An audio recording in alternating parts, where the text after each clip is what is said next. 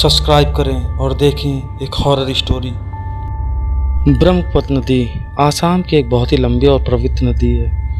ब्रह्मपुत्र के किनारे स्थित शहरों में गुवाहाटी, तेजपुर और डिब्रूगढ़ हैं। इस नदी में लोग मरे हुए इंसानों की अस्थियां विसर्जन के लिए आते हैं। लोगों का मानना है कि इसके पवित्र जल से आत्माओं को मोक्ष की प्राप्ति होती है। ब्रह्मपुत्र नदी के किनारे दोपहर के लगभग 11 बजे होंगे। वीरेन नाम का लड़का नदी में तैर रहा था। उम्र लगभग 12 से 14 साल के बीच होगी। डिब्रूगढ़ गांव का ये लड़का ब्रह्मपुत्र जैसी लंबी नदी को 20 मिनट में ही पार कर लेता था। उसके गांव के लिए ये गर्व की बात थी और उसकी मां के लिए चिंता का विषय। वीरेंद्र अपनी मां के मना करने के बावजूद भी नदी में अक्सर तैरने जाया करता था। वीरेंद्र के पिताजी की मौत हो चुकी थी तो उसकी मां खेती किसानी करके उसको पाल रही थी। एक दिन वीरेंद्र नदी में तैर रहा था, तभी अग्रवाल परिवार अपने मृत बेटे की अस्थियां विसर्जन करने के लिए ब्रह्मपुत्र नदी किनारे आया और उसने अपने बेटे की अस्थियां को प्रवाहित कर दिया।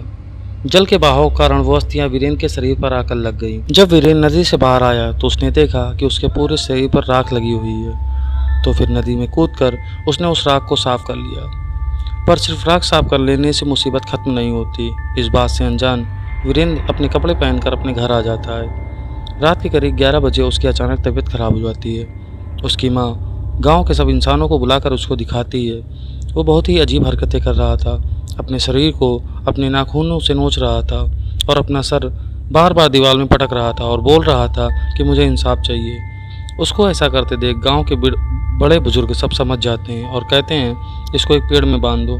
हम कल इसे माँ कामाख्या देवी के मंदिर में लेकर चलेंगे, वहीं उसकी इलाज हो पाएगा। माँ कामाख्या देवी का मंदिर असम की पहाड़ियों में स्थित और 51 महाशक्ति पीठों में से एक महापीठ है। यह मंदिर अघोरी, साधुओं और तांत्रिकों का गढ़ माना जाता है। रहस्यों से परिपूर्ण यह मंदिर चमत्कारों का क्षेत्र है।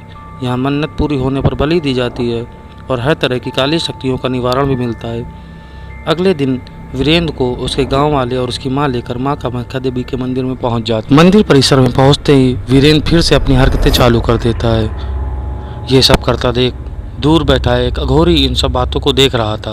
वो उन गांव वालों को बुलाता है और उनसे कहता है कि इस लड़के ने अस्थि स्नान कर लिया है, जिससे मृत शरीर की आत्मा इसके शरीर में प्रवेश कर गई है, जिसको बाहर निकालना बहुत ही मुश्किल है। अगर इसको इस मुसीबत से निजात दिलाना है तो इसे 21 दिन के लिए मेरे पास छोड़ना होगा। उस अघोरी की बात सुनकर सब गांव वाले मान जाते हैं और वीरेंद्र को 21 दिन के लिए उस तांत्रिक के पास छोड़ देते हैं। इसी के साथ ये कहानी समाप्त होती है।